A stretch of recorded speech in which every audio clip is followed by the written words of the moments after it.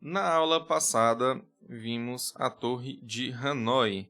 É um jogo no qual a gente tem essa configuração aqui inicial e o nosso objetivo é colocar esses discos que estão no pino A, no pino C, ou seja, a configuração final é essa daqui. Então, aula passada, como é que a gente fez para resolver esse problema? Ou seja, para a gente ter esse jogo, né? E mais, a gente tinha que efetuar o menor número de movimentos possíveis, tá? Então, basicamente no jogo a gente faz a movimentação dos discos. E o que a gente fez nesse caso, com um pensamento recursivo, foi pegar um movimento de que a gente tem certeza de que ele vai ser o movimento de um disco específico que vai ser o menor possível. E no caso a gente pegou o disco maior, aqui no caso é o vermelho. Então a gente percebe que o disco vermelho, o menor número de movimentos que ele pode ter é 1, que é exatamente do pino A para o pino C. Só que, para fazer esse movimento dele, a gente tem que mover todos os outros que estão em cima dele, ou seja, os n menos um outros discos. E para fazer essa outra movimentação desses outros discos, a gente simplesmente faz a chamada recursiva. Então, a gente utiliza o pensamento recursivo para resolver para esses n menos um discos. Ok? Então, dado que você fez isso recursivamente, a gente consegue resolver esse problema da Torre de Hanoi, esse jogo.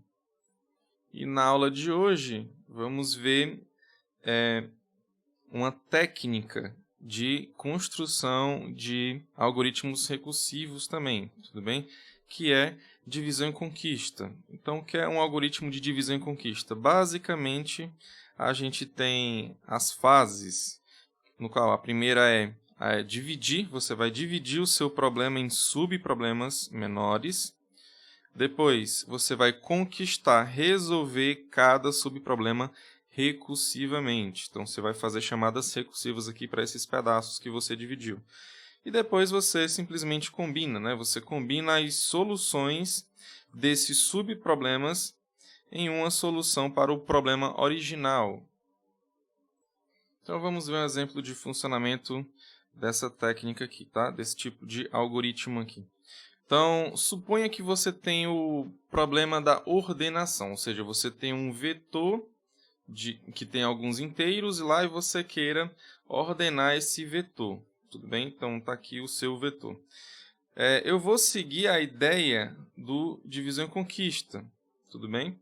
Então, a primeira coisa que eu tenho que fazer é dividir o problema em subproblemas menores. Tudo bem? Aqui, como eu já coloquei aqui, é um pouco sugestivo, que eu vou dividir em 2 subproblemas menores. Tudo bem? Lembrando que o que é você dividir em subproblemas menores? Aqui, no caso, o nosso problema ele é da ordenação de um vetor. Ou seja, você vai ter um vetor como entrada, ou então um pedaço de vetor. Então você vai ter isso, e o seu objetivo é ordenar esse pedaço do vetor, então esse vetor inteiro, tá? Então, o que é que a gente vai fazer aqui? A gente vai pegar esse primeiro pedaço aqui, tudo bem? Eu quebrei aqui em 2 para ser mais simples, né? Para ser mais fácil, mas você pode quebrar em 3, 4, 5, mas vamos aqui, nesse exemplo aqui, quebrar em 2 para ser mais fácil aqui para a gente. Então, digamos que esse pedaço aqui, que eu circulei como verde, né? Eu vá considerar que ele é o meu pedaço da esquerda, tudo bem? E já o outro pedaço, que vai dar metade até o final, vai ser o pedaço da direita. Então, primeira fase feita, dividir o problema em subproblemas menores, tudo bem? Lembrando que eu quero ordenar esse pedaço aqui, que é o da esquerda, e também quero ordenar esse pedaço aqui da direita, tudo bem? Aí, o segundo passo é a conquista, é resolver cada subproblema recursivamente. Ou seja, eu vou pegar esse pedaço aqui, que é o da esquerda, vou chamar recursivamente, ele vai resolver esse pedaço. Ou seja, esse pedaço aqui ele vai ficar ordenado porque eu chamei recursivamente o meu algoritmo que faz a ordenação. Tudo bem?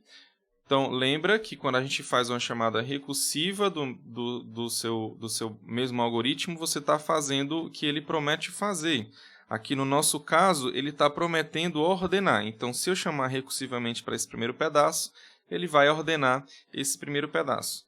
Depois eu vou chamar também para o segundo pedaço, que é o pedaço da direita. Então, ele vai ordenar também esse pedaço. Depois que ele chamar recursivamente esses dois pedaços e ordenar, aí eu vou partir para o terceiro passo, que é combinar. Tudo bem? Então, ele vai combinar as soluções dos subproblemas em uma solução do problema original. Então, até nesse momento, o que é que eu tenho? Eu tenho esse pedaço do vetor ordenado e tenho esse pedaço do vetor ordenado aqui. Tudo bem?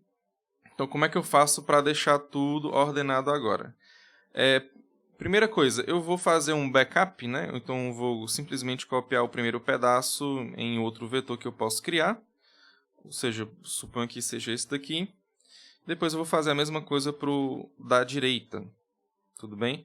E depois, partindo desses dois pedaços aqui embaixo, eu vou colocar lá em cima, só que de modo ordenado. Tudo bem? Então,